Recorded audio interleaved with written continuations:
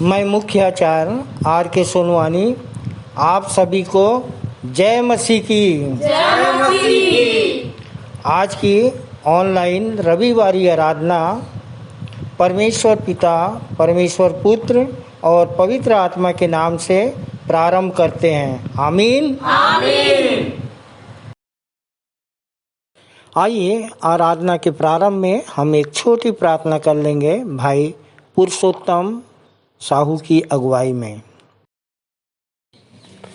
मेरा नाम पुरुषोत्तम साहू है।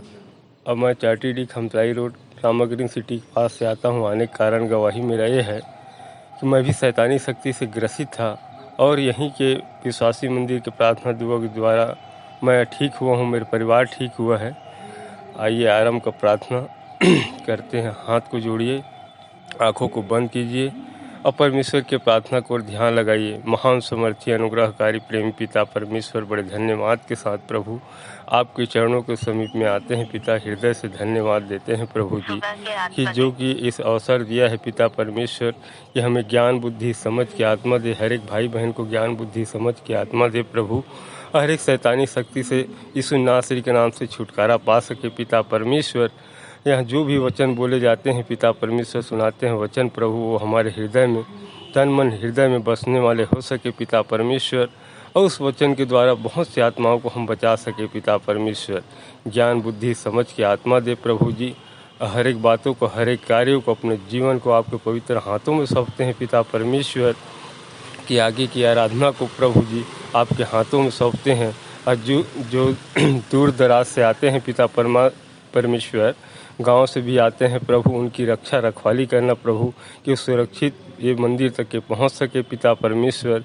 और हर एक भाई बहन को ज्ञान बुद्धि समझ के आत्मा देना पिता परमेश्वर, ये खुद बचे और बहुतों को बचा सके। हम अपने अगुवाओं के लिए भी प्रार्थना दुआ करते हैं पिता परमेश्वर, जो कि प्रभु हर एक दिन हर एक समय प्रभु अपने समय को देते हैं पिता आपके वचन के लिए प्रभु, हमें सुनाते हैं, समझाते हैं, सिखाते हैं पिता, उसमें हम चलने वाले हो सके प्रभु जी आपके वचन में पिता परमेश्वर। और हर एक बातों के लिए आपको धन्यवाद पिता परमेश्वर। आगे की आराधना को आपके पवित्र हाथों में सौंपते हुए छोटी दुआ प्रार्थना प्रभु यीशु मसीह के नाम से मांगते हैं, आमीन। आइए परमेश्वर की महिमा में हम गीत गा लेंगे और पहला गीत गाएंगे 246 नंबर स्तुति के गीत से, मन का दीप जला जीवन दीप जला।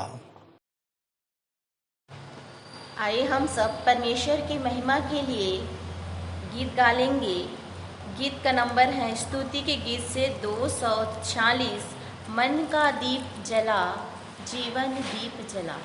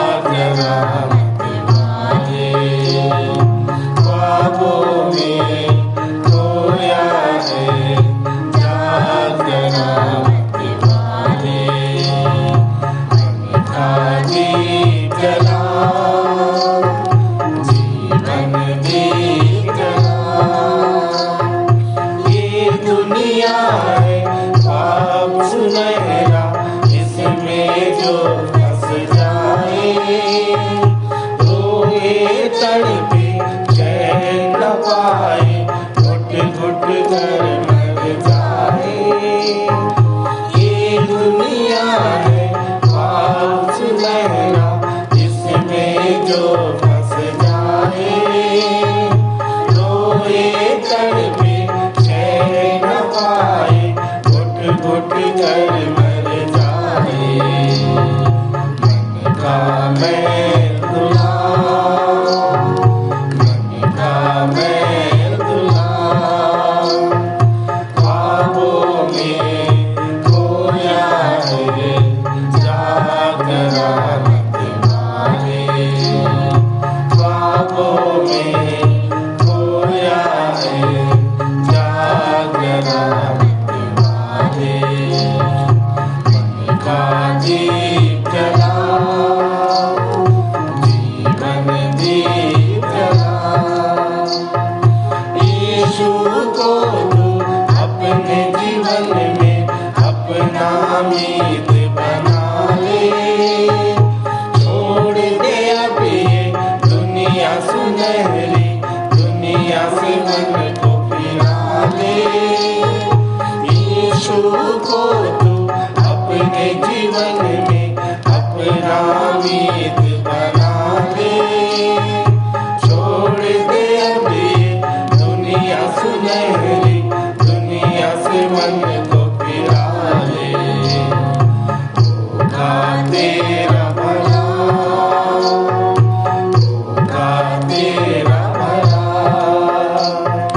ख्वाबों में खोया है, जागरा मत मारे।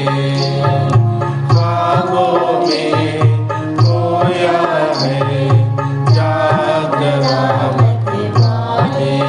मन का दीप जला, जीवन दीप जला।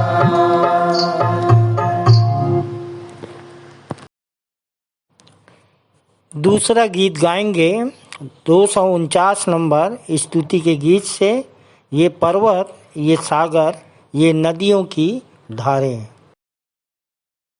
सारी सृष्टि के बनाने वाले परमेश्वर की स्तुति में आइए हम एक गीत गाएं।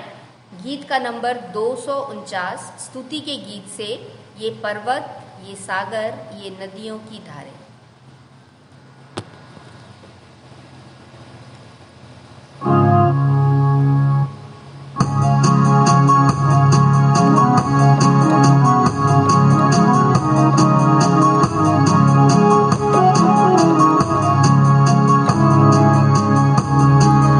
पर्वत, ये सागर, ये नदियों की धारें।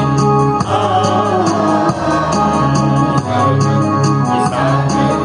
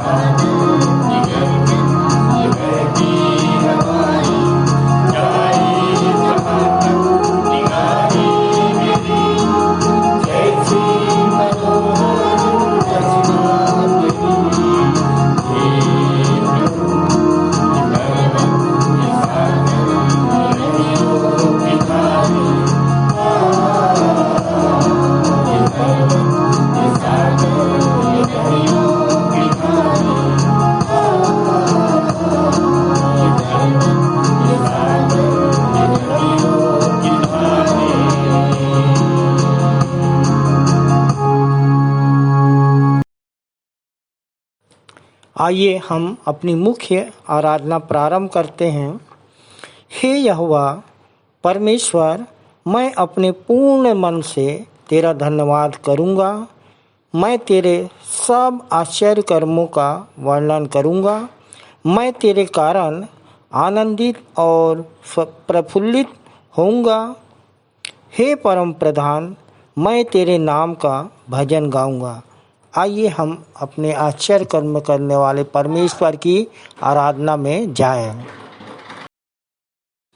आइए हम अपनी मुख्य आराधना के प्रारंभ में एक गीत गा लेंगे। स्तुति के गीत से 98 नंबर, धन्य नाम वह प्यारा नाम। आइए हम आराधना के प्रारंभ में प्रभु की महिमा के लिए गीत गा लेंगे, जो स्तुति गीत क्रमांक 98 में पाया जाता है। आइए हम गीतों को गाएं।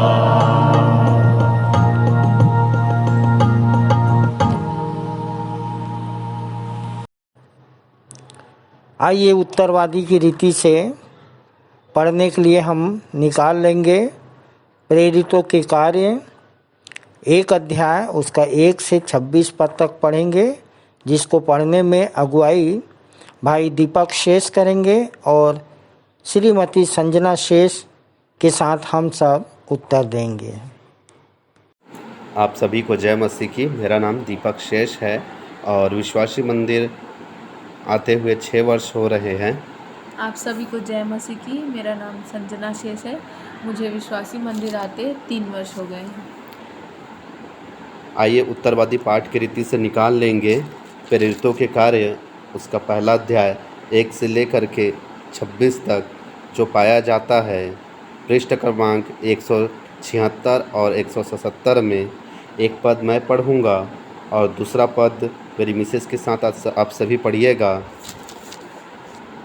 हे थियोफिलुस, मैंने पहले वृत्तांत में उन सब बातों को लिखा जिन्हें यीशु ने आरंभ से उस दिन तक किया और सिखाया, जब तक कि वह पवित्र आत्मा के द्वारा अपने चुने हुए प्रेरितों को आज्ञा देने के पश्चात ऊपर ना उठा लिया गया। अपने दुख भोग के पश्चात उसने अनेक ठोस प्रमाणों से उन पर अपने आप को जीवित प्रकट किया और 40 दिन तक दिखाई देता रहा और परमेश्वर के राज्य के विषय में उनसे बातें करता रहा। उनसे उन्हें एकत्रित करके आज्ञा दी, यरूशलेम को ना छोड़ना, वरन पिता की उस प्रतिज्ञा के पूर्ण होने की प्रतीक्षा करना जिसे तुमने मुझसे सुना है। यूहन्ना ने तो जल से बपतिस्मा दिया, परंतु अब से थोड़े दिनों के पश्चात तुम पवित्र आत्मा से बपतिस्मा पाओगे। अतः जब वे एकत्रित हुए तो वे उससे पूछने लगे, प्रभु, क्या तू इसी समय इज़राइल के राज्य को पुनः स्थापित कर देगा?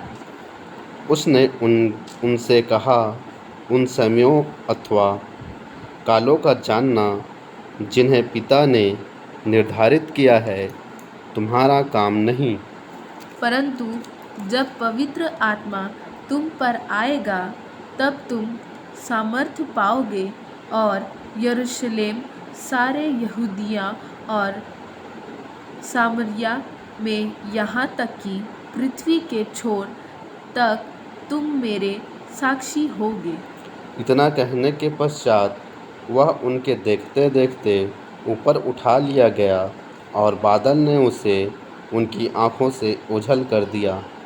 जबकि वह जा रहा था तो वे उसे जाते हुए आकाश की ओर एकटक देख रहे थे, और देखो, 2 पुरुष श्वेत वस्त्र पहने हुए उसके पास आ खड़े हुए और कहने लगे, गलील पुरुषों, तुम खड़े खड़े आकाश की ओर क्यों देख रहे हो?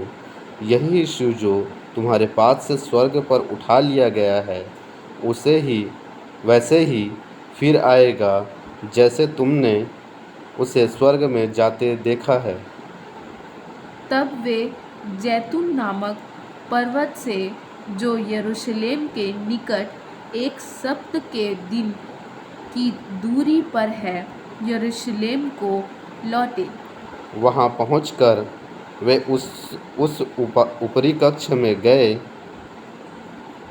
जहाँ वे सब अर्थात पतरस, यूहन्ना, याकूब, अंद्रियास, फिलिपुस, थोमा, बरतुल्मै,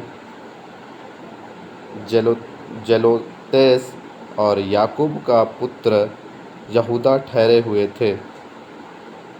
ये सब एक चित्त होकर कुछ स्त्रियों और यीशु की माता मरियम और यीशु के भाइयों सहित लगातार प्रार्थना में लगे हुए थे।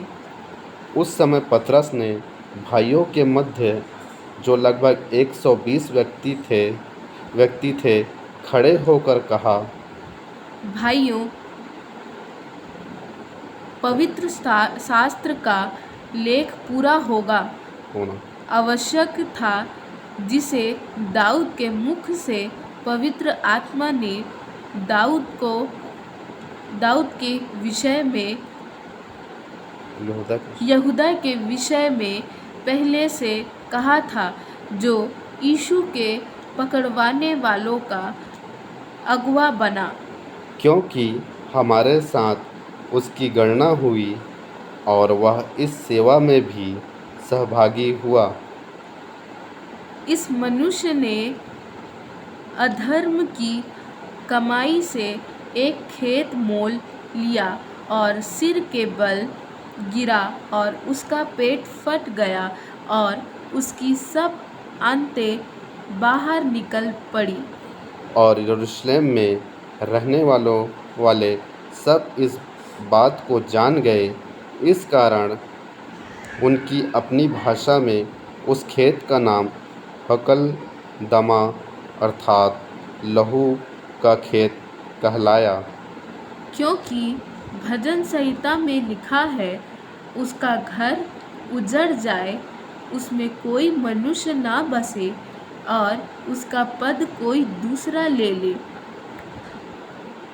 इसलिए यह अनिवार्य है कि प्रभु यीशु के हमारे बीच में आने जाने के दिनों में अर्थात यूहन्ना द्वारा उसके बपतिस्मा पाने से लेकर ऊपर उठा लिए जाने तक जो लोग सदा हमारे साथ रहे, उनमें से कोई एक हमारे साथ उसके पुनरुत्थान का साक्षी बने।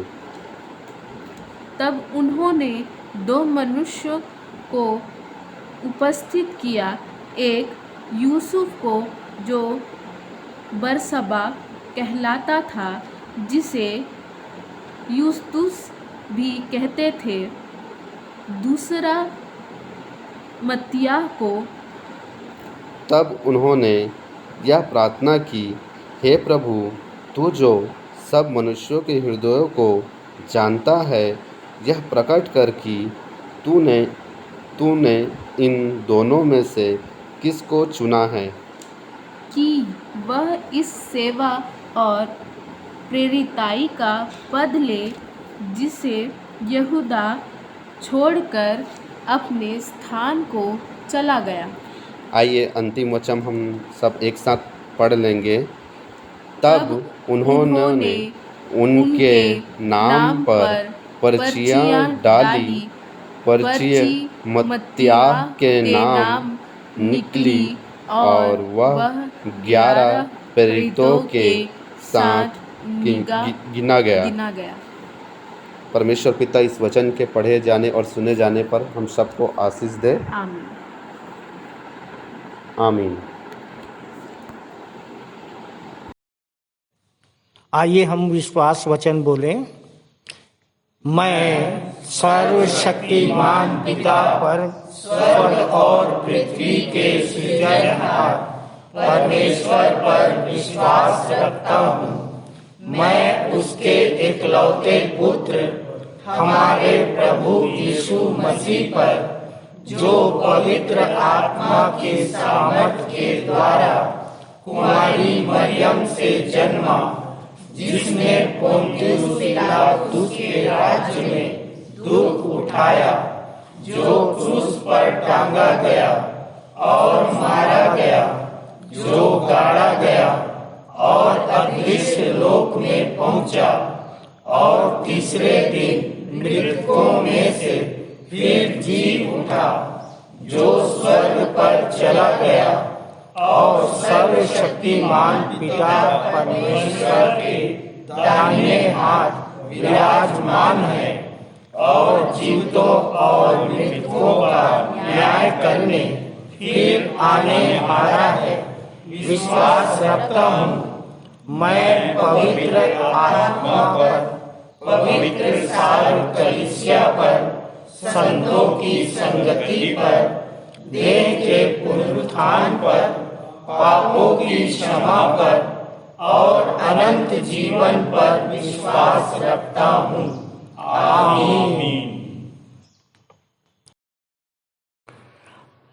आइए हम सब सामान्य सामाजिक एवं पारिवारिक कलीसियाई प्रार्थना में जाएंगे और हमारे लिए प्रार्थना में अगुवाई भाई प्रदीप महिलांगे करेंगे। आप सबको जय मसीह की। मेरा नाम प्रदीप महिलांगे है और प्रभु यीशु मसीह को जाने विश्वासी मंदिर में आते हुए मुझे 13 वर्ष हो गए। मुझे कलीसियाई प्रार्थना के लिए चुना गया है, इसके लिए लाख लाख धन्यवाद करता हूँ। आइए हम सब प्रार्थना करते हैं। प्रार्थना में जाते हैं, अपने हाथों को जोड़ते हैं, आँख बंद करते हैं और परमेश्वर पिता की ओर अपना मन लगाते हैं। महान दयालु समर्थी पिता परमेश्वर, आपका धन्यवाद इस बेहद सुखद अवसर के लिए कि इस प्रार्थना के द्वारा आपसे बातचीत करने पाए। धन्यवाद करते हैं प्रेमी पिता परमेश्वर कि आप हर क्षण हर वक्त हमें संभाले रखते हैं प्रभु जी, और अपनी करुणा और दया और आशीष सामर्थ हमारे जीवन में सदाकाल तक बनाए रखते हैं प्रभु जी। इसके लिए लाख लाख धन्यवाद करते हैं। धन्यवाद करते हैं प्रेमी पिता परमेश्वर कि आपने हमें हमारे लाली रंग के पाप को हिम के नाई श्वेत किया। इसके लिए लाख लाख धन्यवाद करते हैं। उस क्रूस को दर्द को हम महसूस करने पाए प्रभु जी, जो आपने हम पापियों के खातिर बहाया प्रभु जी। और प्रेमी पिता परमेश्वर, आपकी करुणा हमारे जीवन में ऐसा हो सका प्रभु जी, जिस पाप को, जिस सज़ा को हम हकदार थे प्रभु जी, आपने उसे अपने ऊपर लेकर हमें हर एक गुनाहों से माफ़ किया प्रभु जी। हम इसके लिए लाख लाख धन्यवाद करते हैं। प्रेमी पिता परमेश्वर, हम धन्यवाद करते हैं कि आपने कहा है मार्ग, सत्य और जीवन मैं हूँ, मेरे बिना कोई पिता के पास नहीं पहुँचता। सचमुच प्रेमी पिता परमेश्वर, उस मार्ग में, उस सत्य में चलकर उस अनंत जीवन को हम प्राप्त करने पाएँ प्रभु जी। हमारे मनों को तैयार करना प्रेमी पिता परमेश्वर, कि हम उस उद्धार को मरते दम तक प्रेमी पिता परमेश्वर विश्वासी बन सके और उस उद्धार को प्राप्त कर सके। धन्यवाद करते हैं प्रभु जी कि आप हमने आपको नहीं परंतु आपने हमें चुना है। ऐसा प्रेम हम और कहीं नहीं देखने पाते प्रेमी पिता परमेश्वर, कि जिस क्रूस की सज़ा हमें मिलनी थी, उसे आपने हम अपने ऊपर उठा लिया। धन्यवाद करते हैं प्रभु जी कि आपकी करुणा हमारे जीवन में सदाकाल तक बनी रहती है। इसके लिए लाख लाख धन्यवाद। धन्यवाद करते हैं प्रेमी पिता परमेश्वर कि न तो हमें ऐसी लियाकत है और न हमें ऐसी सामर्थ है प्रभु जी कि हम आपके कार्यों को करने वाले हो सके, लेकिन धन्यवाद करते हैं प्रभु जी कि आपने प्रेमी पिता परमेश्वर, जिस दिन हम आपको अपना उद्धारकर्ता के रूप में ग्रहण किया, उसी दिन आपने हमें अपना पवित्र आत्मा का अभिषेक दिया प्रभु जी, और वो छाप दिया जो कभी हटता नहीं प्रभु जी, और वही परमेश्वर है और वही हमको संभालता है प्रभु जी, और हमें उस सुमार्ग में ले जाता है प्रभु जी, जो आपके कार्यों को करने के लिए हमें प्रेरित करता है। धन्यवाद करते हैं प्रेमी पिता परमेश्वर, हम उस पवित्र आत्मा के सहभागिता में बने रहें और उसे शोकित करने वाले ना बने प्रभु जी। हम आत्मा और सच्चाई से आपके नाम की गवाही और स्तुति प्रशंसा करने वाले हो सके। धन्यवाद करते हैं प्रेमी पिता परमेश्वर, आज कलीसिया में जो भी गीतों का गाया जाना होगा, जो भी गवाही दिया जाना होगा, जो भी भेंटें चढ़ाई जानी होगी, और जो भी प्रेमी पिता परमेश्वर आपके संदेश, आपके वचनों के द्वारा संदेश दिया जाना होगा, वो सब आपको ग्रहण योग्य हो सके प्रभु जी, कि आत्मा और सच्चाई से आपके नाम की महिमा कर सके। बोलने वाले वे नहीं परंतु आपकी आत्मा में होकर वे सब बोल सके, और आत्मा और सच्चाई से हम सब मिलकर आपके नाम के भजन और स्तुति प्रशंसा हम दोसन्ना करने वाले हो सके प्रभु जी। प्रार्थना करते हैं प्रेमी पिता परमेश्वर कि हम उन अगुओं पर, अपने देश के पदाधिकारियों पर, नेताओं पर, ऑफिसरों पर, और जितने भी पदाधिकारी और नेता हैं प्रभु जी, उन सब पर आपकी आशीष हो, कि आपके डर और भय में देश का, समाज का संचालन करने वाले हो सके, और जो प्रेम अमन का पाठ आपने पढ़ाया है वैसा ही प्रेम एक दूसरे से करने वाले हो सके। हम प्रार्थना करते हैं न्याय विभाग के लिए, स्वास्थ्य विभाग के लिए, शिक्षा विभाग के लिए, पुलिस विभाग के लिए, और जितने भी विभाग आपने हमारे कल्याण के लिए बनाया है प्रभु जी, हम सब विभागों को आपके हाथ, सर्वसमर्थी हाथों में सौंपते हैं। वे सब आपके डर और भय में देश का, समाज का संचालन करने वाले हो सके। हम धन्यवाद करते हैं प्रेमी पिता परमेश्वर कि आपने हमारी प्रार्थना को सुना है, आपकी उत्तम आशीष हमारे जीवन में हो सका है। और प्रेमी पिता परमेश्वर, ऐसा प्रेम हमने कहीं नहीं देखा कि हमने नहीं परंतु आपने हमें चुना प्रभु जी। हम उस अनुग्रह को, उस दया को हमेशा स्मरण रख सके और आपकी स्तुति प्रशंसा हम दोसन्ना कर सके, क्योंकि आपने प्रेमी पिता परमेश्वर हमें नियुक्त किया है उस बावर्ची के समान प्रेमी पिता परमेश्वर, कि हम आपके उस वचन रूपी भोजन को दूसरे के दूसरे के पास ले जाकर परोसे और उस भोजन को जब प्रेमी पिता परमेश्वर लोग खाएं और पिए तो होने देना प्रेमी पिता परमेश्वर हष्ट पुष्ट होकर आपके नाम की स्तुति, आराधना और हमदोसन्ना कर सके और सब मिलकर आपको अपना व्यक्तिगत उद्धारकर्ता के रूप में ग्रहण कर सके। और क्या मांगे प्रेमी पिता परमेश्वर, सारे संचालन को, सारी अगुवाई को आपके सर्वसमर्थी हाथों में सौंपते हैं। आप ही अल्फा, आप ही ओमेगा होना प्रभु जी, और हम पर अपनी करुणा और दया और आशीष और सामर्थ बनाए रखना प्रभु जी। और क्या मांगे प्रेमी पिता परमेश्वर, मांगने से पहले सब कुछ दे देने वाले पिता, इस छोटी दुआ को उद्धारकर्ता प्रभु यीशु मसीह के धन्य और मीठे नाम से मांग लेते हैं, आमीन।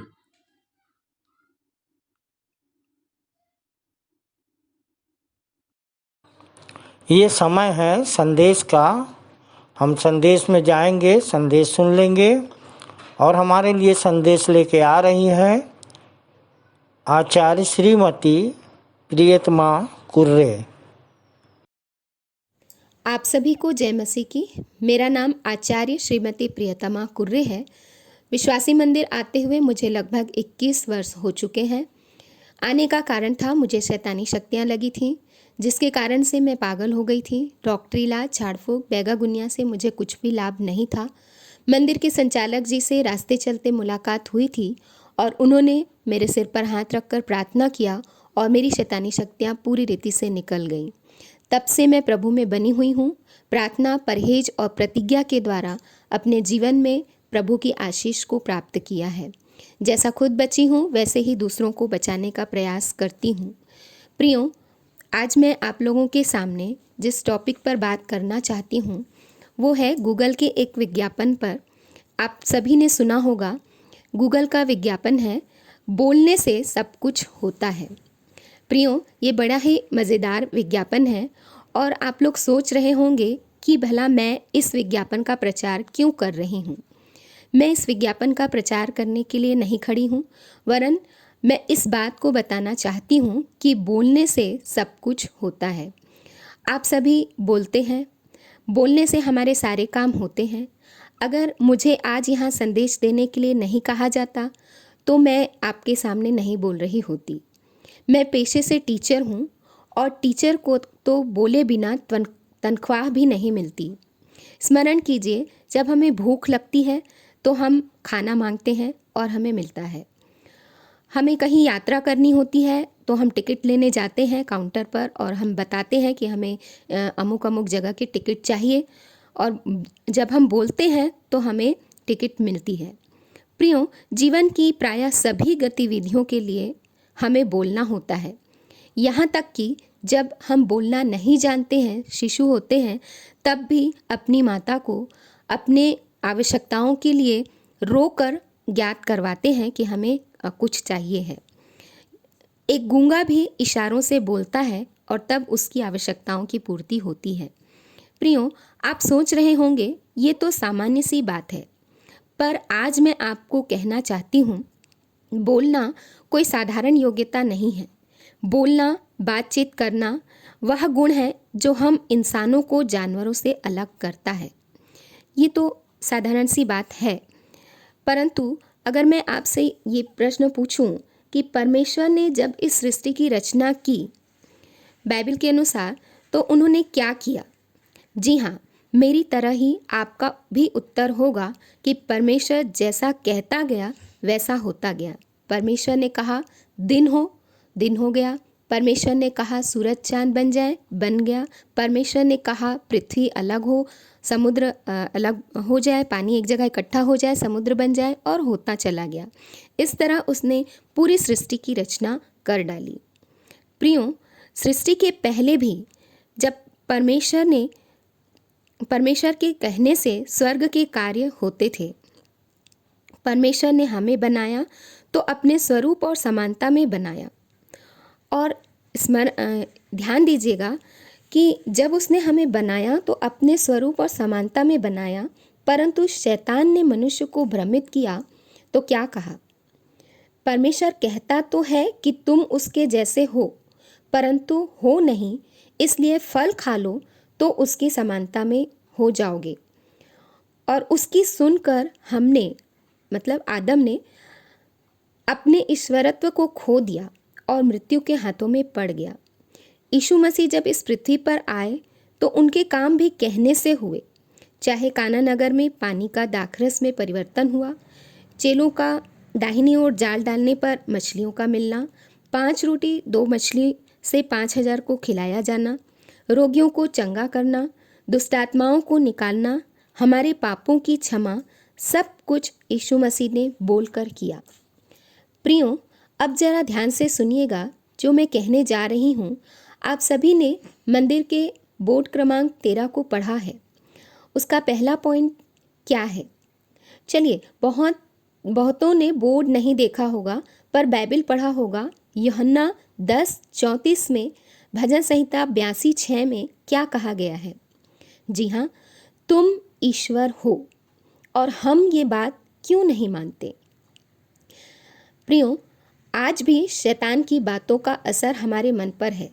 जैसा हव्वा ने मान लिया कि फल खाए बिना हम ईश्वर नहीं हैं, वैसे ही आज हम कहते हैं, मानते हैं कि हम मनुष्य हैं, पाप से जन्मे हैं, हमारे मन में बुराई है, वगैरह वगैरह, और इसलिए हम ईश्वर नहीं हो सकते।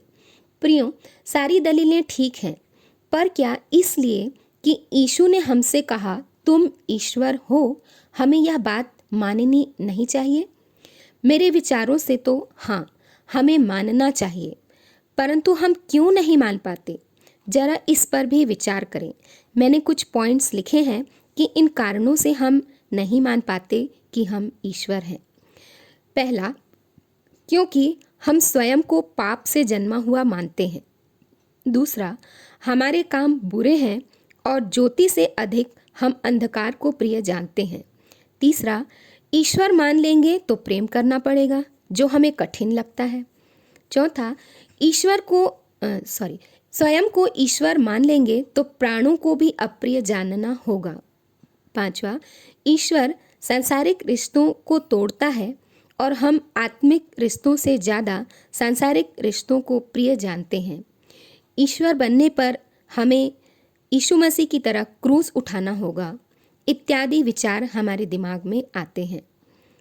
प्रियो, ऐसे सारे विचारों को हमें एक तरफ करना चाहिए और एक तरफ परमेश्वर के कहने से जब इतनी बड़ी सृष्टि बन सकती है, यीशु के कहने से दुष्टात्मा निकल सकती है, कोढ़ी चंगे हो सकते हैं, मुर्दे जिलाए जा सकते हैं, तो आप और मैं क्यों ना विचार करें कि यीशु के कहने से तुम ईश्वर हो, हम क्यों नहीं ईश्वर हो सकते? प्रियो, आज के लिए इतना ही। आप सभी को जय मसीह की। सुंदर संदेश के लिए बहन प्रीतमा और उनके पूरे परिवार को प्रभु बहुतायत की आशीष दे। तालियां।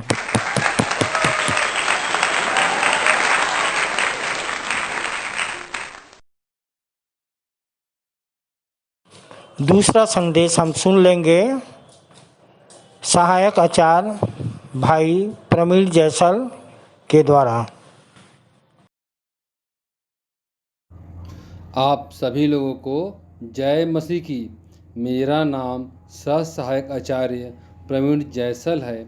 मुझे मंदिर आते 13 वर्ष हो चुके हैं। मेरे आने की गवाही यह है कि मैं बहुत शराब पिया करता था और मेरे जीवन में किसी भी प्रकार की कोई शांति नहीं थी। बुरी संगति के साथ मेरा जीवन व्यर्थ था और मैं बहुत परेशान रहा करता था। मैं एक बहन के द्वारा विश्वासी मंदिर आया और जब विश्वासी मंदिर आया तो मुझे प्रार्थना और परहेज और प्रतिज्ञा बताई गई। मैंने ईमानदारी से प्रार्थना और परहेज और प्रतिज्ञा की और धीरे धीरे मेरे जीवन में बदलाव आने लगा और धीरे धीरे बुरी संगति छूटने लगी तो मेरा विश्वास और बढ़ गया। और इसी प्रकार आज की स्थिति ऐसी है कि आज पूरी तरीके से मैं सुरक्षित पाया जाता हूँ और जैसे मैं खुद बचा हूँ और उसी प्रकार और भी दूसरे भाई और बहनों को बचाने का मैं प्रयास करता हूँ। आज किसी भी प्रकार का कोई भी नशा मेरे जीवन में नहीं है। मैं परमेश्वर पिता का धन्यवाद करता हूँ। आइए इस समय हम प्रभुभोज के निकटता में जाएंगे और उस रोटी और दाख रस के विषय में हम कुछ जानकारी प्राप्त करेंगे कि किस प्रकार प्रभु यीशु मसीह मृत्यु के पश्चात 40 दिनों तक लोगों को दिखाई देते रहें और 40 दिन तक वो दिखाई जब देते रहें तो और परमेश्वर के राज्य की बातें भी वो करते रहें और वे अपने चोलों से मिलकर और उन्हें आज्ञा दी कि यरूशलेम को न छोड़ो परंतु पिता की उस प्रतिज्ञा के पूरे होने की बाट जोहते रहो जिसकी चर्चा तुम मुझसे सुन चुके हो। क्योंकि यूहन्ना ने तो पानी में बपतिस्मा दिया है परंतु थोड़े दिनों के बाद तुम पवित्र आत्मा से बपतिस्मा पाओगे।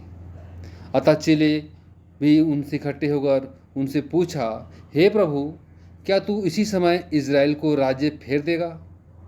यीशु मसीह ने उनसे कहा, उन समयों या कालों को जानना जिनको पिता ने अपने ही अधिकार में रखा है तुम्हारा काम नहीं, परंतु जब पवित्र आत्मा तुम पर आएगा तब तुम सामर्थ पाओगे और यरूशलेम और सारे यहूदिया और सामरिया में और पृथ्वी की छोर तक मेरे गवाह होंगे।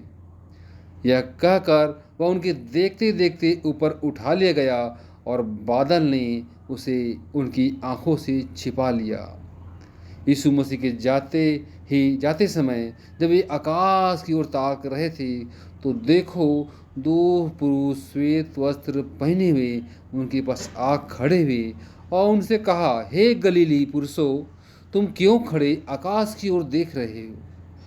यही यीशु जो तुम्हारे पास से स्वर्ग पर उठा लिया गया है, जिस रीति से तुमने उसे स्वर्ग को जाते देखा है उसी रीति से वह फिर आएगा। इस प्रकार 2 श्वेत वस्त्र पुरुष जो ऐसी बातें उन्हें कह गए उसके बाद चेले अपने अपने मार्ग में चले गए।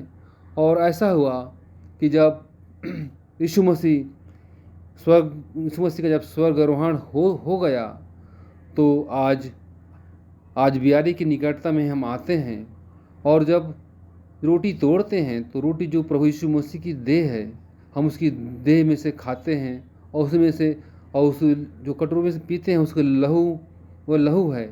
क्योंकि यीशु मसीह ने कहा है, ये रोटी जो तुम्हारी तोड़ी जाती है और जो कटोरा है उसमें लहू का जो प्रतीक है उसमें यीशु मसीह कहते हैं कि यह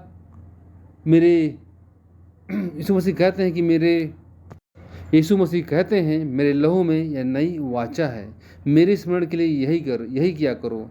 कि इस प्रकार मेरे प्रियो कि यीशु मसीह इस जगत पर जब आए तो वो पापियों को बचाने के लिए आए कि वो पापी बचकर जीते जी उद्धार और मोक्ष को पाएँ और जीते जी उनका उद्धार होने पाए। उसी प्रकार जब दोबारा यीशु मसीह का आगमन होने को है तो वो पापियों को बचाने नहीं, धर्मियों को बचाने के लिए आएंगे। ये छोटा सा संदेश प्रभु हम सबको आशीष दे और इस वचन के द्वारा जितनों ने सुना और समझा, प्रभु हम सभी को बहुत आज की आशीष दे। आप सभी लोगों को जय मसीह की। सुंदर संदेश के लिए भाई प्रवीण जायसवाल और उनके पूरे परिवार को प्रभु बहुतायत की आशीष दे। ताली।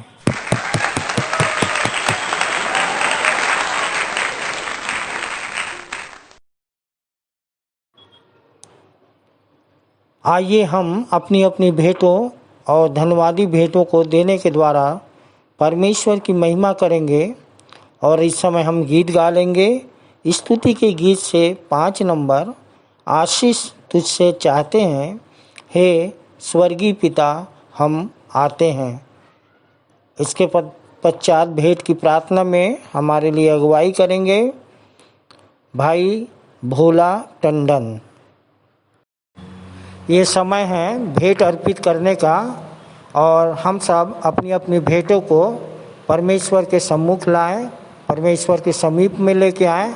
और इस समय हम एक गीत गा लेंगे जो गीत स्तुति के गीत में से गीत क्रमांक 5, आशीष तुझसे चाहते हैं हे स्वर्गीय पिता, हम आते हैं।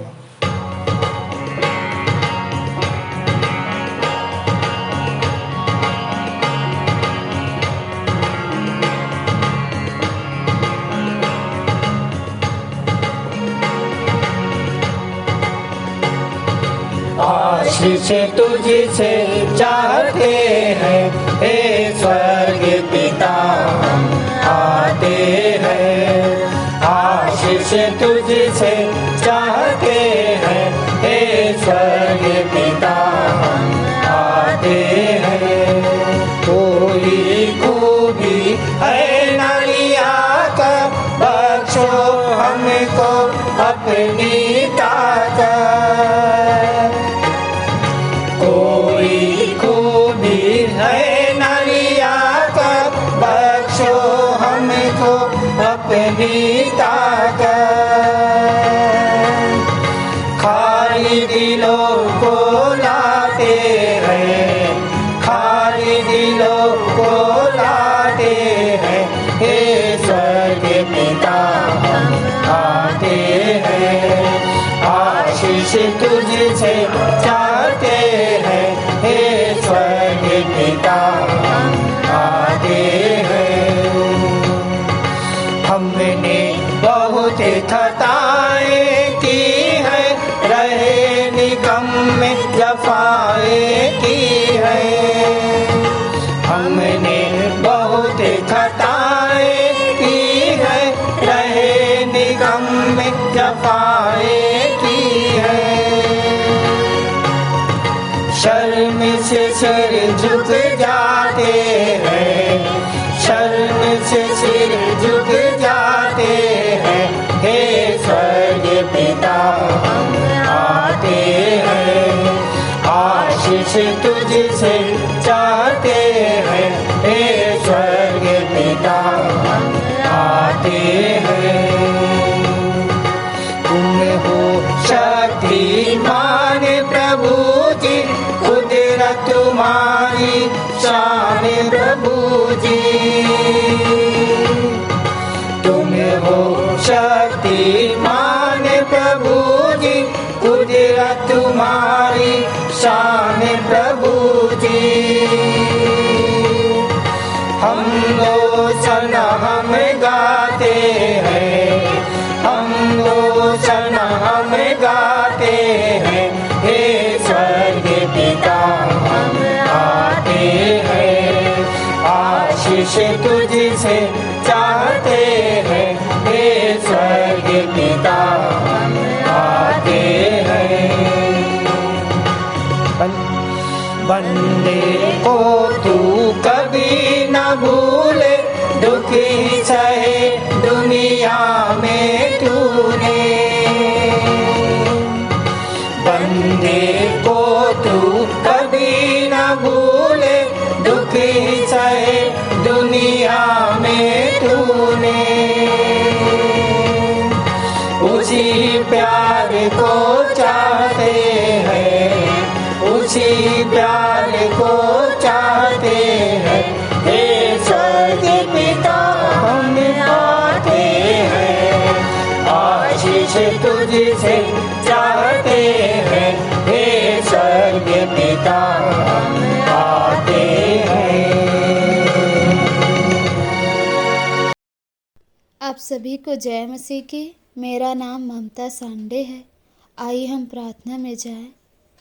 आकाश के झरोखे खोलकर उत्तम आशीषों का वर्षा करने वाले हमारे प्रेमी, महान, सामर्थी, दयालु पिता परमेश्वर, बड़े ही धन्यवाद धन्यवाद धन्यवाद और धन्यवाद के साथ पिता एक बार फिर से प्यारे प्रभु जी आपके चरणों के सम्मुख आते पिता, और आपको हृदय की गहराई से धन्यवाद देते हैं पिता। धन्यवाद देते हैं प्यारे प्रभु जी कि हम मर मिट नहीं गए पिता, वरन हम जीवित पाए जाते हैं पिता। ये आपकी महान करुणा का प्रतिफल है प्यारे प्रभु जी। पिता हम धन्यवाद देते हैं प्यारे प्रभु जी कि हम ऑनलाइन के माध्यम से पिता आपकी आराधना करने पाते हैं पिता। इसके लिए आपको हृदय की गहराई से धन्यवाद देते हैं पिता।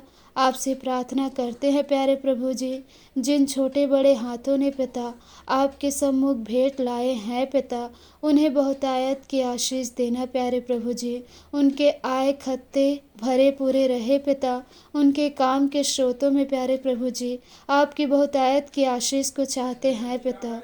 पिता, जिन्होंने मुट्ठी भेंट दिया है पिता, जिन्होंने अपना धन्यवादी मन आपके सम्मुख प्रकट किया है पिता, प्रभु दया कर उन्हें बहुतायत की आशीष दे कि ऐसा स्वर्ण अवसर प्यारे प्रभु जी उनके जीवन में बार बार आने वाले हो सके पिता।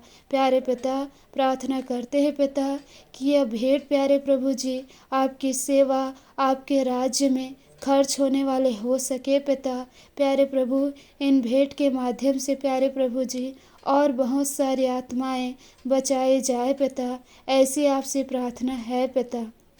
प्रभु, आपसे प्रार्थना करते हैं पिता कि प्यारे प्रभु जी इससे बढ़कर पिता हम अपने आप को जीवित, पवित्र और आपको भावता हुआ करके बलिदान चढ़ाने वाले हो सके पिता।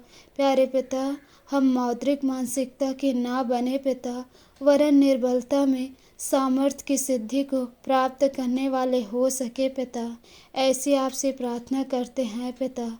प्यारे प्रभु जी, आगे की शेष आराधना को पिता आपके हाथों में सौंपते हुए छोटी दुआ हमारे जीवित उद्धारकर्ता मुक्तिदाता प्रभु यीशु मसीह के नाम से मांगते हैं, आमीन।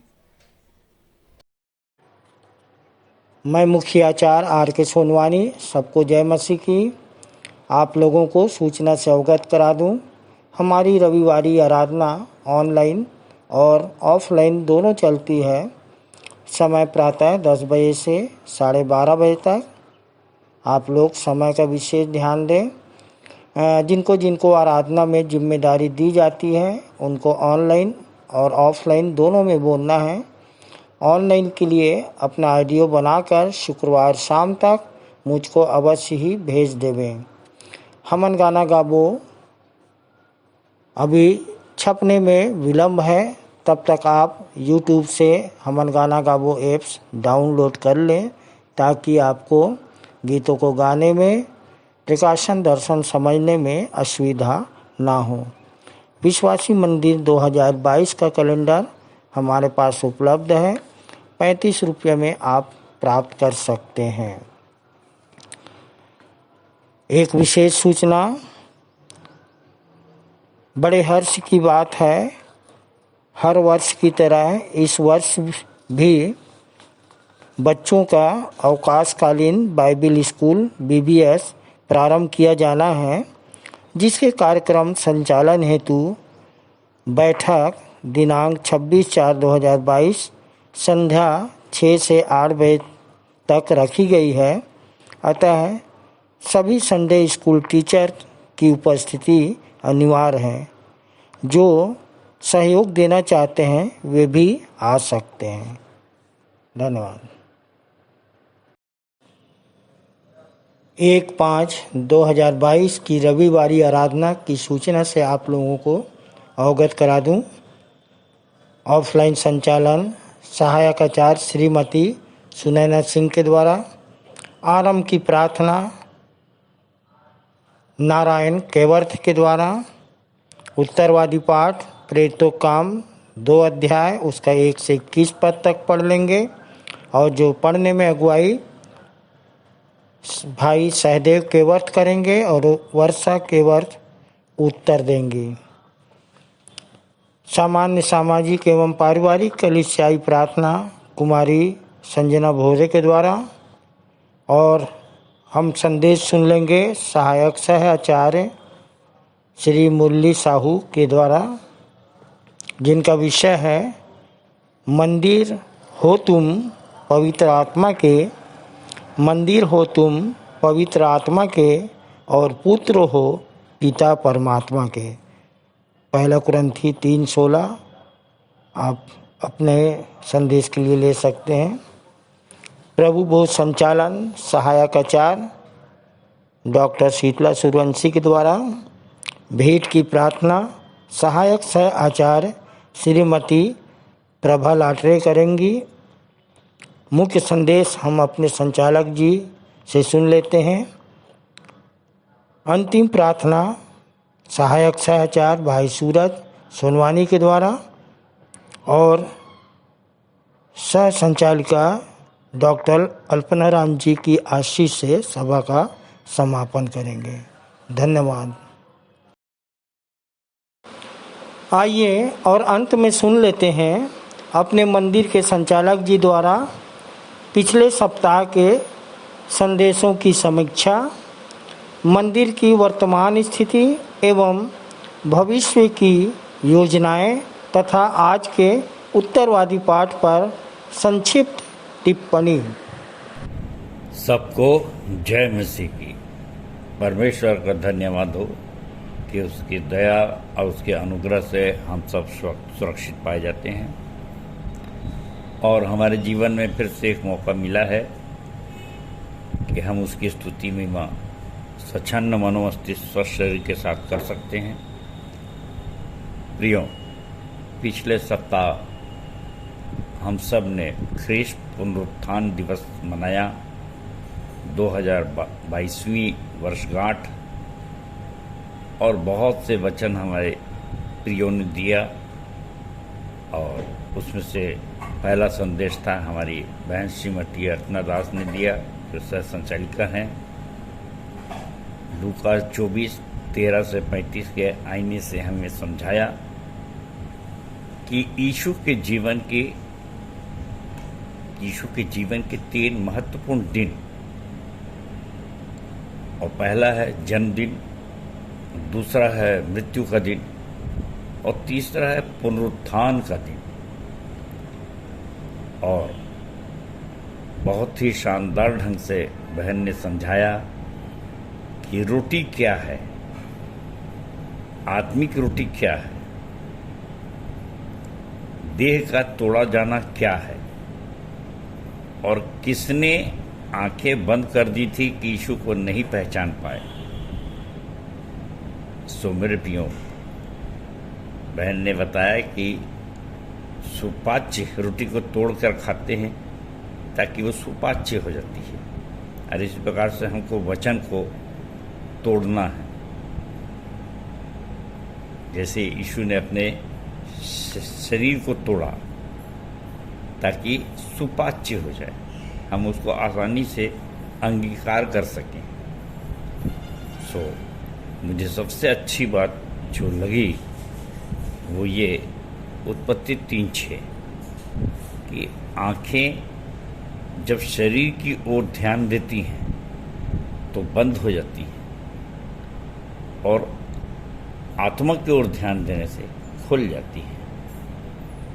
कितना शानदार लगा कि आदम और हवा जब आत्मिक थे, परमेश्वर से मिलते थे, बातचीत करते थे, उसकी संगति में रहते थे, कितने आनंदित थे।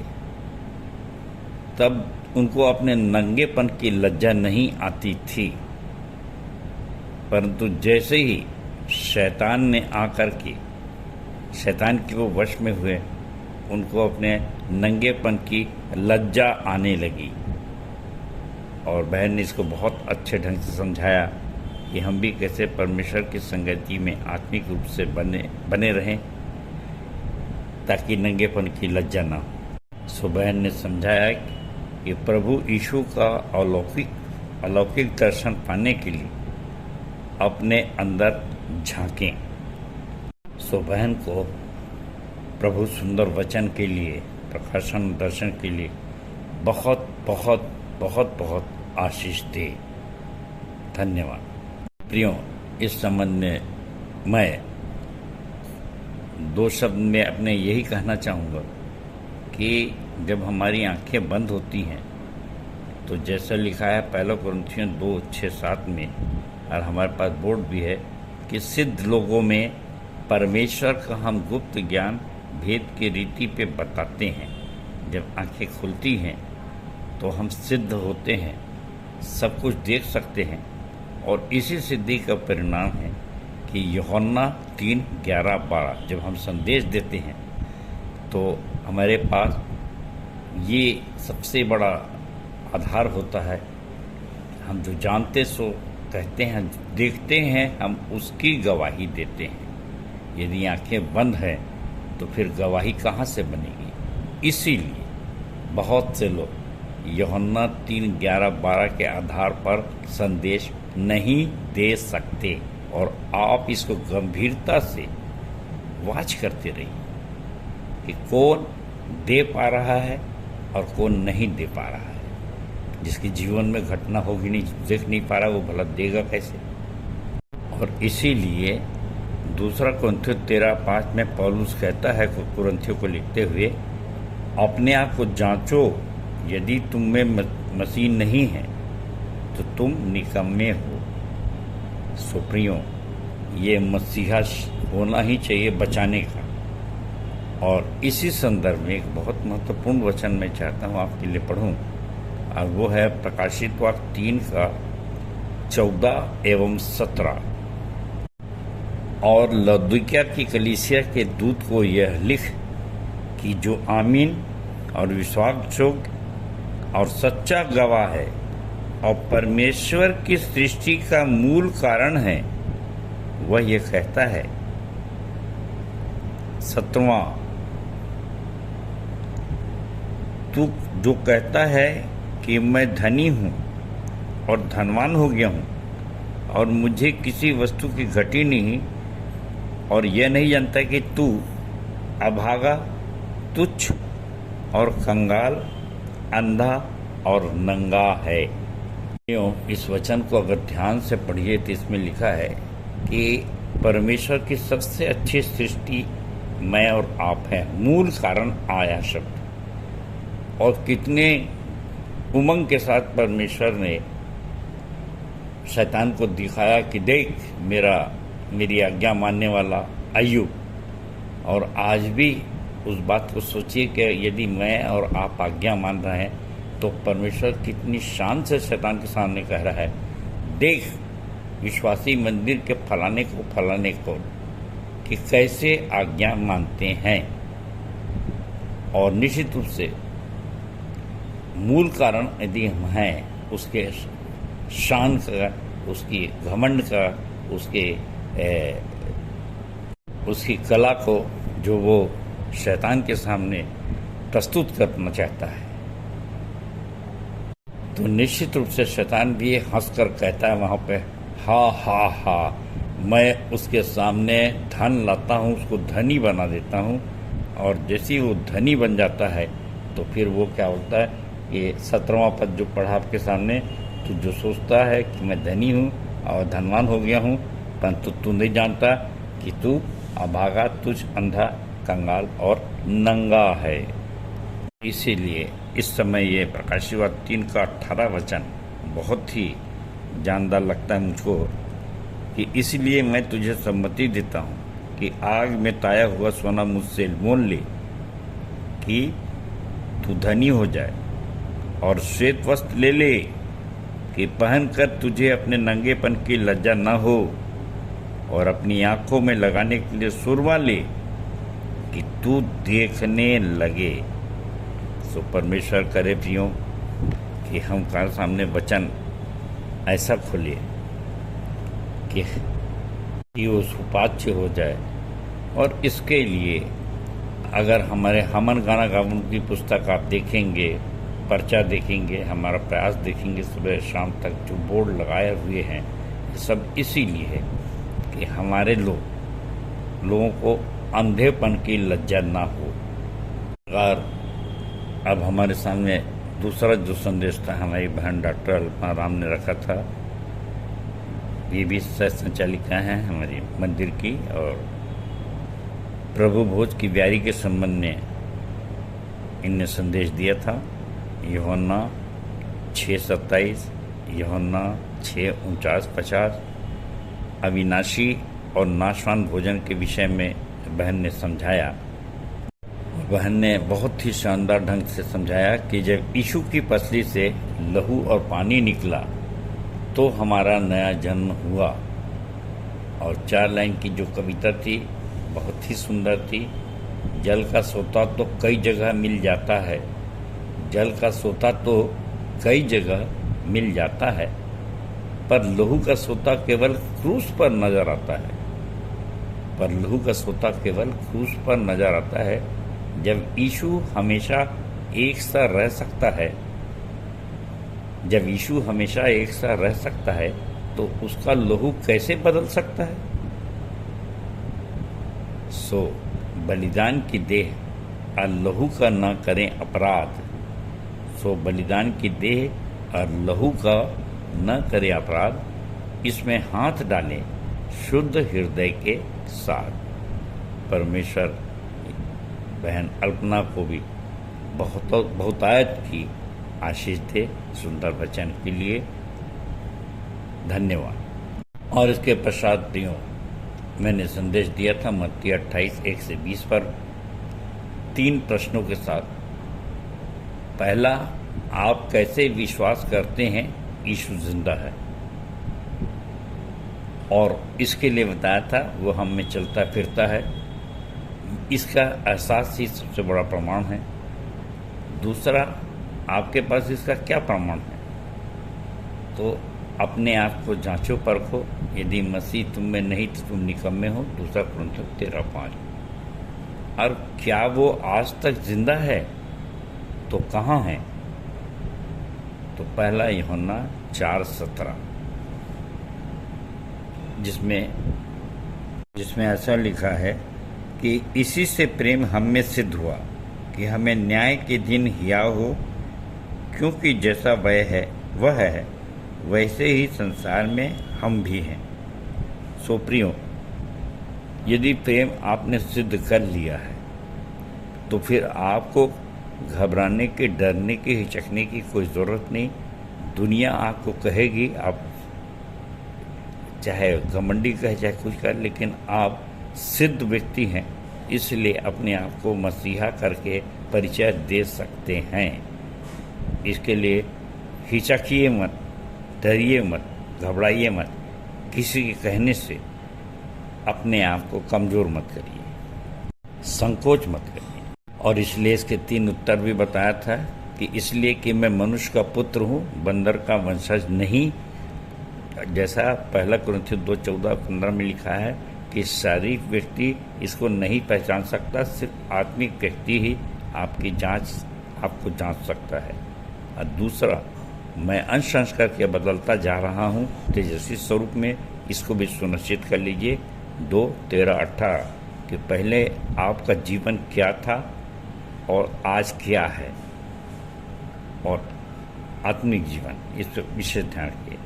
और तीसरा, जब आपका आत्मिक जीवन बदला हुआ है तो जिंदा दिली से, जैसे मैं बताया कि यूहन्ना 3:11-12 के आधार पे आप संदेश दे सकते हैं, क्योंकि आप जो देखते हैं उसकी गवाही देते हैं, और जो देखता ही नहीं है वो देखने की गवाही कब देगा?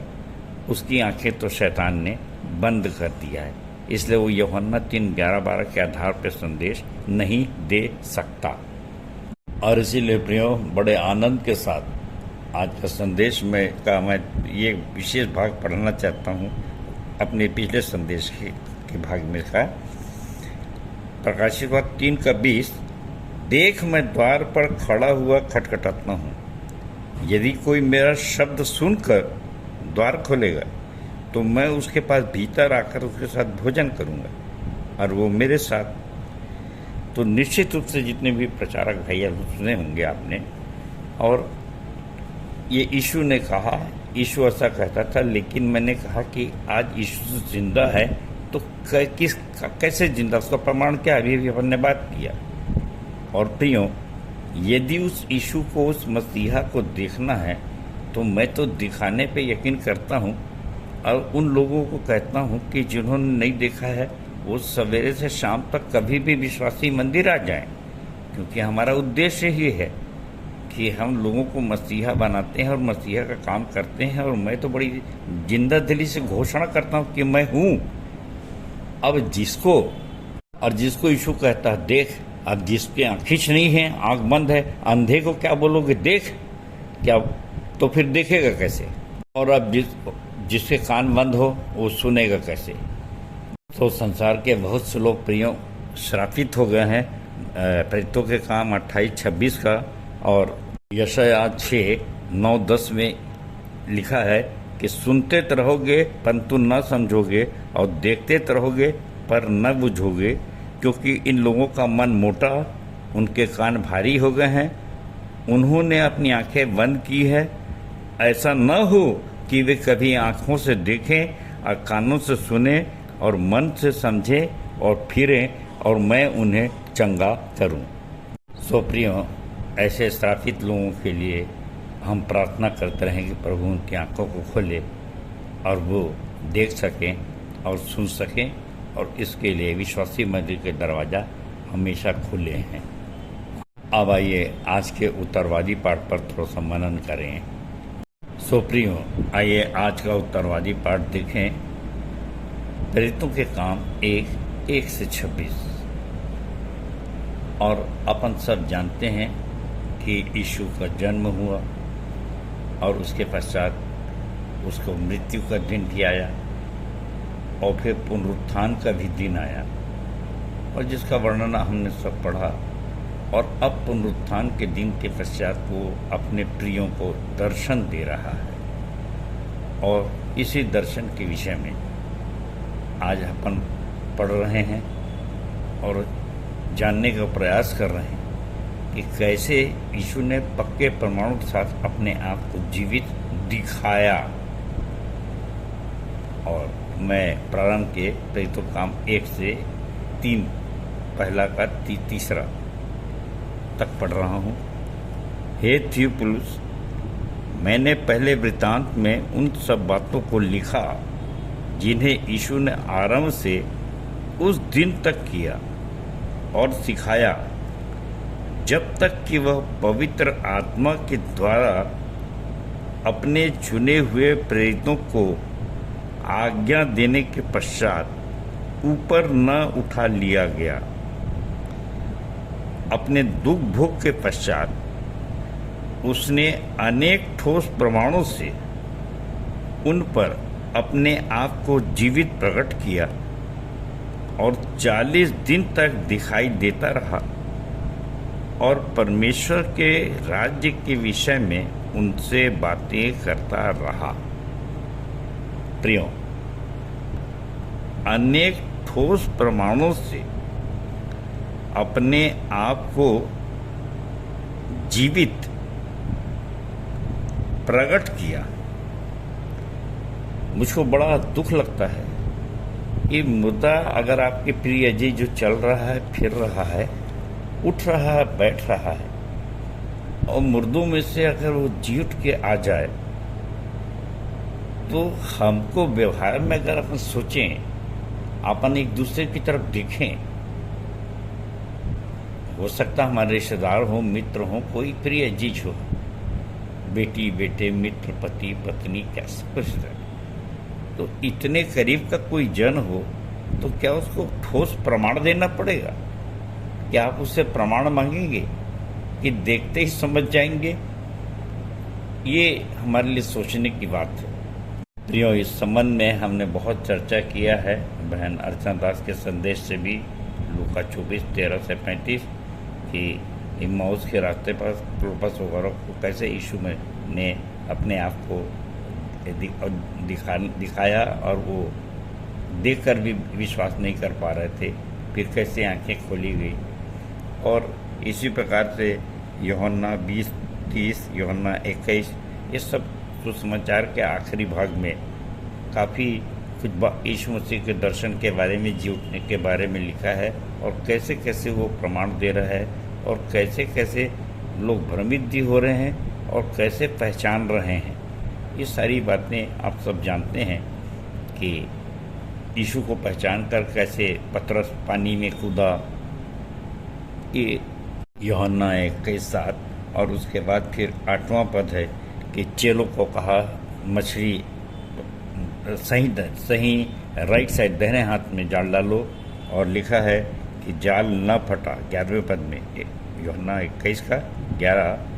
और शमौन पतरस ने डोंगी पर चढ़कर 153 बड़ी मछलियों से भरा हुआ जाल किनारे पर खींचा, और इतनी मछलियां होने से भी जाल न फटा। और 14वां, यह तीसरी बार है कि यीशु ने मरे हुओं में से जी उठने के बाद चेले को दर्शन दिए। प्रियो, आज सबसे बड़ा प्रश्न है कि क्या हम पक्के प्रमाणों के साथ अपने प्रियों को पुनरुत्थान की गवाही दे रहे हैं? किसकी? अपने पुनरुत्थान की। आप असमंजस में होंगे कि मृत्यु के पास से जी उठने की गवाही भला हम कैसे दे सकते हैं? और इसलिए मैं आपके सामने पढ़ना चाहूँगा यूहन्ना 5:24 कि क्या लिखाया है। देखिए जरा ध्यान से। मैं तुमसे सच सच कहता हूँ, जो मेरा वचन सुनकर मेरे भेजने वाले की प्रतीति करता है, अनंत जीवन उसका है और उस पर दंड की आज्ञा नहीं होती, परंतु वह मृत्यु से पार होकर जीवन में प्रवेश कर चुका है। मैं सभी सुनने वालों से पूछना चाहता हूँ, क्या यीशु मसीह मृत्यु से पार होकर अनंत जीवन में प्रवेश कर चुके हैं या नहीं? प्रियो, इसके लिए मैं पौलुस ने जो कुरिन्थियों को चिट्ठी लिखा, पहला कुरिन्थियों 6:14 वर्ष पढ़ना चाहता हूँ। और ये लिखाया है, और परमेश्वर ने अपनी सामर्थ्य से प्रभु को जिलाया और हमें भी जिलाएगा। क्या तुम नहीं जानते कि तुम्हारी देह मसीह के अंग है? सो क्या मैं मसीह के अंग को लेकर उन्हें वेश्या के अंग बनाऊं? कदापि नहीं। सो प्रियो, इन दोनों वचन को बहुत ध्यान से पढ़िए और मनन करिए, तो आपको पता लगेगा कि हम भी मृत्यु से उस पार जीवन में प्रवेश कर चुके हैं। और प्रियो, ये बात मैं औरों के लिए नहीं कहना चाहता, किसी के लिए मैं दावा नहीं करता, लेकिन अपने लिए जरूर कहना चाहता हूँ, क्योंकि मैं विश्वासी मंदिर का संचालक हूँ।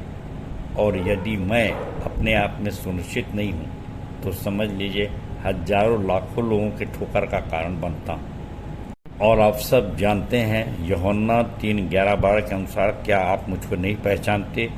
क्या मुझको नहीं जानते? जो नहीं जानते नहीं पहचानते, जो मेरे कार्यों को नहीं देख रहे हैं, अगर वो इस पर शंका करते हैं तो कोई बात नहीं, परंतु जो प्रतिदिन देख रहे हैं, एक लंबे समय से देख रहे हैं, अगर उनके मन में ये शंका आ जाए तो निश्चित रूप से मैं उनके लिए सिर्फ प्रार्थना कर सकता हूँ, हे प्रभु, इनको ऐसा सुरमा दे कि ये देखने लग जाएं और पहचान लाएं, क्योंकि यीशु मसीह भी आज यही कर रहे हैं, अपने प्रियों को दर्शन दे रहे हैं और उनकी आंखें खोल रहे हैं कि काश ये लोग मुझे पहचान तो ले। बहन ने खूब अच्छे ढंग से समझाया, बहन रत्न ने रोटी तोड़ रहे हैं, वचन को सरल कर रहे हैं, 3:11-12 के अनुसार दिखा रहे हैं। अब तो विश्वास कर लो मेरे भाई। परंतु कितनी विडंबना है कि उस समय में यीशु जैसे व्यक्तित्व संसार में आया और पक्के प्रमाणों के साथ अपने आप को जीवित दिखा रहा है, लेकिन वह रे अंधापन का थोमा वो विश्वास नहीं कर रहा है। जीवित रहते रहते भी यहूदा इस्करियोती इतने करीब रहा, चलता फिरता रहा, साथ में खजांची रहा, फिर भी उसने विश्वास नहीं किया। ये क्या है? गजब की पट्टी रखा हुआ शैतान, जो इतने जबरदस्त ढंग से कस देता है अपने वचनों के जाल से कि सुनते तो रहते हैं लेकिन समझ ही नहीं पाते, देखते तो रहते हैं लेकिन बूझ नहीं पाते। तो जब यीशु महान के साथ ये स्थिति थी तो मेरी क्या बखत है? मुझ तुझको तो परमेश्वर ने चुना और अपना प्रकाशन दर्शन दिया, जिससे कि विश्वासी मंदिर बन सका। और अच्छा है कि हम कुछ प्रकाशनों और दर्शनों के द्वारा जो आसमान से लाए उनको सामने में रख दिए कि ये देखो भैया कि हमने आकाश से कुछ पाया है। और मेरे जीवन की गवाही और हार्ट अटैक की गवाही, ये सब इस बात का प्रमाण है। और प्रमाण वहाँ टंगा हुआ भी है, अस्पताल का भी और जीवन का भी, कि भाई कैसे परमेश्वर ने मृत्यु से उस पार मुझे जीवन में प्रवेश कराया। सो प्रिय, जो विश्वास करेंगे उनके लिए है 5वां पद, थोड़े दिनों के बाद पवित्र आत्मा का भी बपतिस्मा वो पाएगा। 8वां पद, पवित्र आत्मा से सामर्थ पाएगा और जगत के छोर तक गवाही ठहरेगी और वो 3:11-12 के अनुसार गवाही दे सकता है। और इसके बाद 11वें पद में यीशु मसीह का स्वर्गारोहण हुआ और वहाँ पर भी कई गलीली, जिसको अन्यजाति भी माना जाता है, वे देख रहे थे और उन पर पुनरागमन के लिए जो बात इब्रानी में 9:27 में लिखी है, मैं वो आपके सामने पढ़ रहा हूँ। और जैसे मनुष्य के लिए एक बार मरना और उसके बाद न्याय का होना नियुक्त है, वैसे ही मसीह भी बहुतों के पापों को उठा लेने के लिए एक बार बलिदान हुआ और जो लोग उसकी बाट जोहते हैं उनके उद्धार के लिए दूसरी बार बिना पाप के दिखाई देगा। सो मेरे प्रियो, कितने आनंद की बात है कि हम यदि विश्वास करेंगे तो निश्चित रूप से उसको विश्वास की आंखों से, आत्मिक आंखों से फिर से स्वर्ग से उतरते दिखेंगे। इसके पश्चात प्रियो 15 से 26 के बीच में पतरस का उपदेश है और यहूदा इस्करियोती की जगह में मत्तिया का चुना जाना, एक नए चेले का चुना जाना का वर्णन है। सो मैंने ये देखा कि यीशु के राज्य में चेलों की कमी नहीं है और न केवल चेले बनाता है बल्कि प्रेरित भी बनाता है। जैसे शाऊल से उसने पौलुस बनाया और उसमें मैं भी अपना नाम प्लेस करता हूँ कि मुझको भी उसने ऐसा ही अपना प्रेरित बनाकर भेजा है, तब तो ये काम कर रहा हूँ।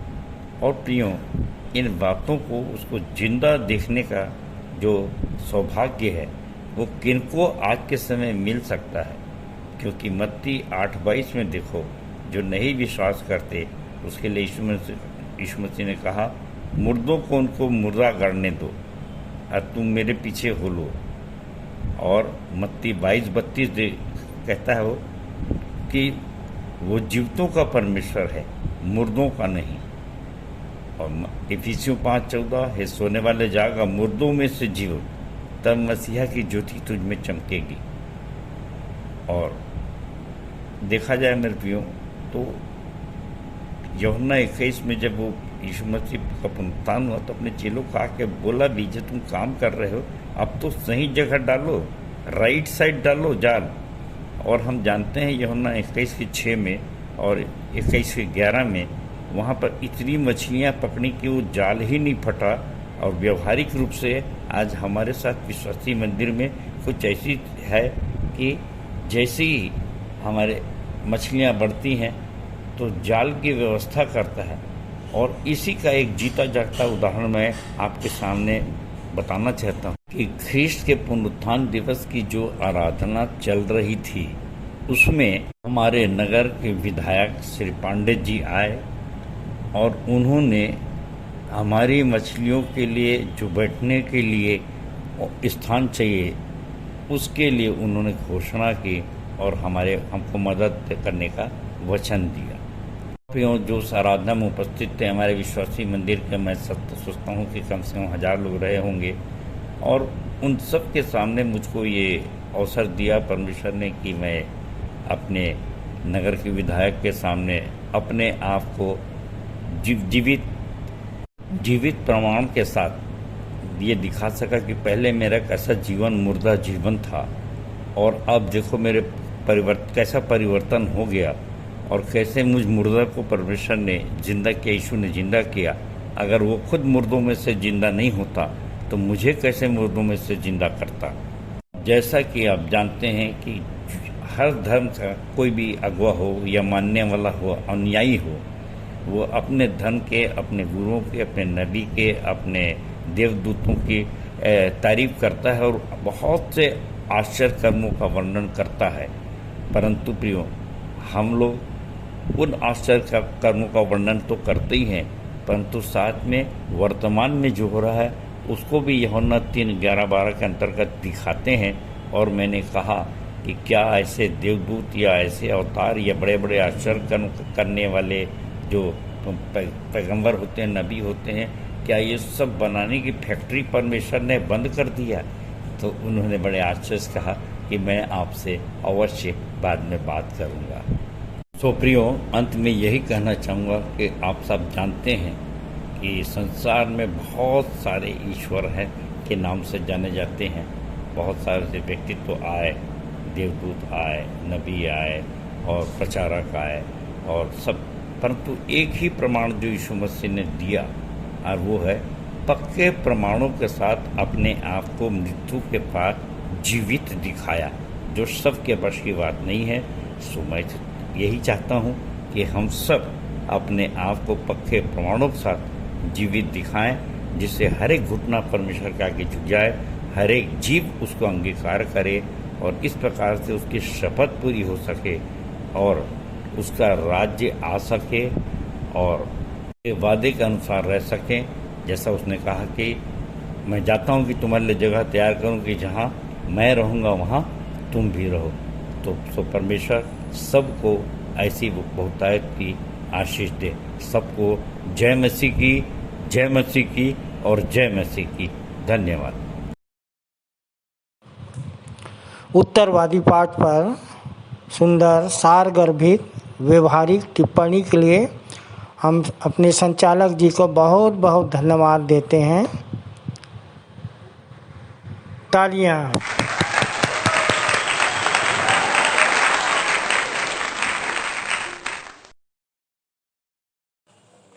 हम अपनी आराधना के अंतिम चरण में हैं। एक गीत गाएंगे हमन गाना गाबो से 42 नंबर, हम धूम मचा देंगे यीशु के नाम की महिमा के हम गीत सुनाएंगे। अंतिम प्रार्थना सहायक सहचार श्रीमती कमल मोहले करेंगी। प्रभु की प्रार्थना और हम अपनी सह संचालिका श्रीमती अर्चना दास जी की आशीष से सभा का समापन करेंगे। परमेश्वर का धन्यवाद हो कि लॉकडाउन खुल गया है और हम इसी आनंद के साथ धूम मचाएं और गीत गाएंगे हमन गाना गाबुन से 42 नंबर, हम धूम मचा देंगे।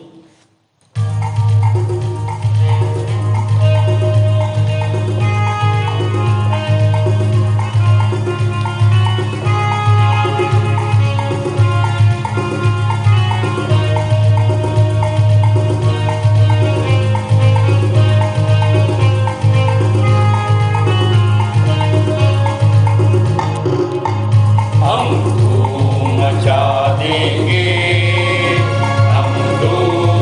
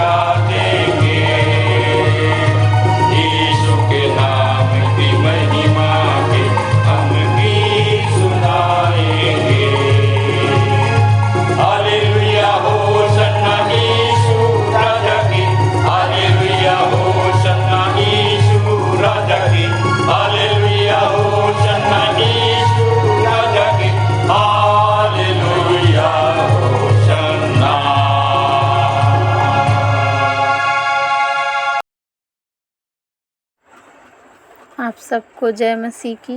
मेरा नाम सहायक सह आचार्य श्रीमती कमल मोहले है। प्रभु में आए 11 वर्ष हो गए हैं।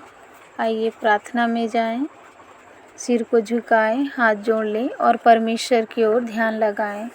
सामर्थी अनुग्रहकारी प्रेमी पिता परमेश्वर प्रभु जी, एक बार फिर से आपके चरणों के समीप अपने जीवित उद्धारकर्ता यीशु मसीह के नाम से आते हैं। प्रभु, आपको धन्यवाद देते हैं पिता परमेश्वर प्रभु जी।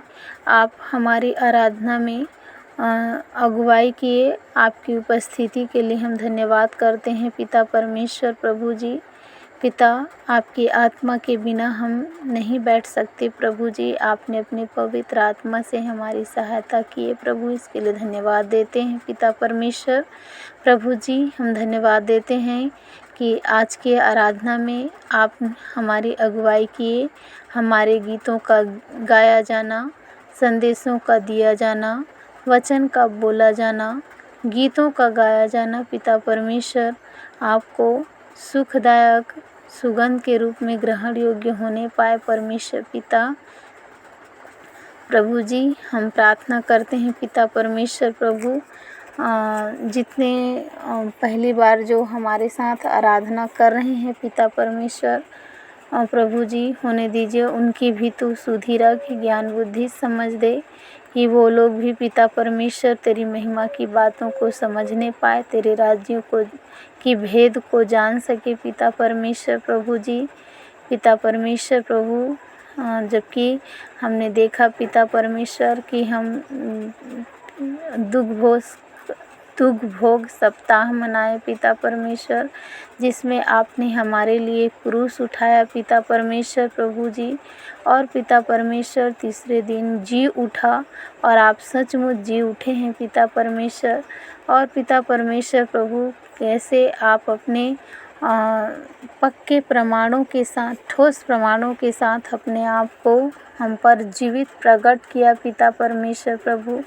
जिस तरह से उस समय चेलों के साथ अपने आप को जीवित प्रकट करते थे पिता परमेश्वर, और 40 दिन तक लोगों को जीवित दिखाई दिया पिता परमेश्वर, अपने आप को प्रकट किया प्रभु जी।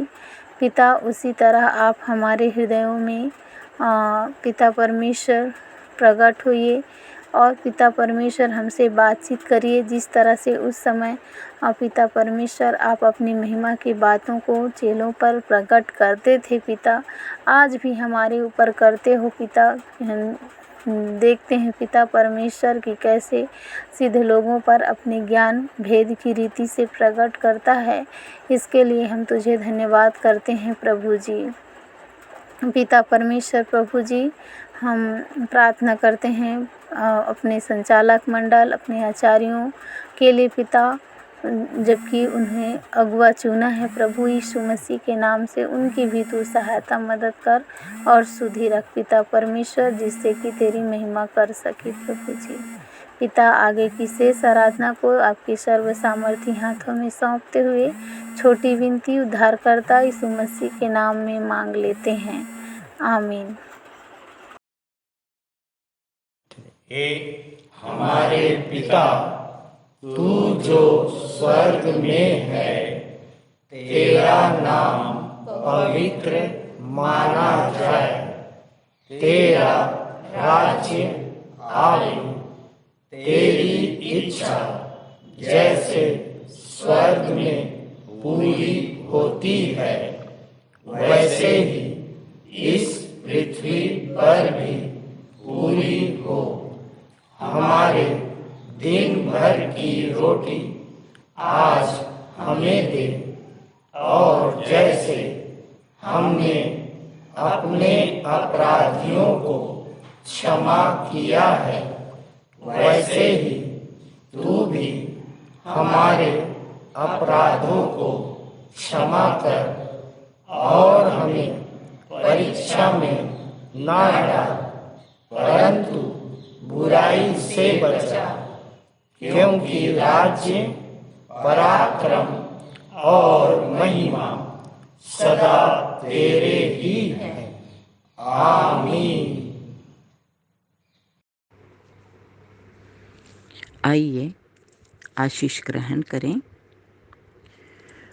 अब जो ठोकर खाने से तुम्हारी रक्षा कर सकता है और अपनी महिमा की उपस्थिति में तुम्हें निर्दोष और आनंदित करके खड़ा कर सकता है, उस एकमात्र परमेश्वर हमारे उद्धारकर्ता की महिमा, गौरव, पराक्रम एवं अधिकार हमारे प्रभु यीशु मसीह के द्वारा जैसा सनातन काल से है, अब भी हो और युगान युग होता रहे। आमीन और आमीन।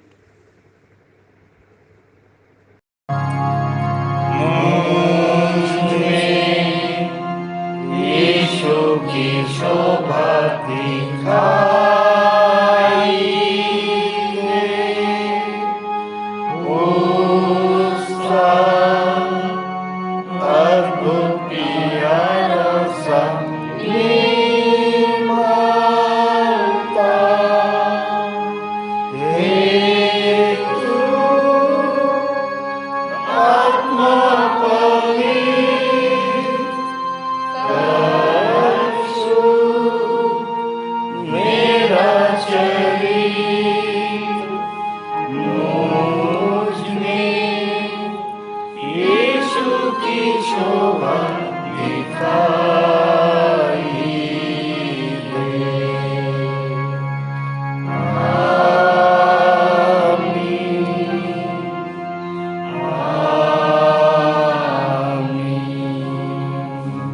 आप सबको जय मसीह की। जय मसीह की।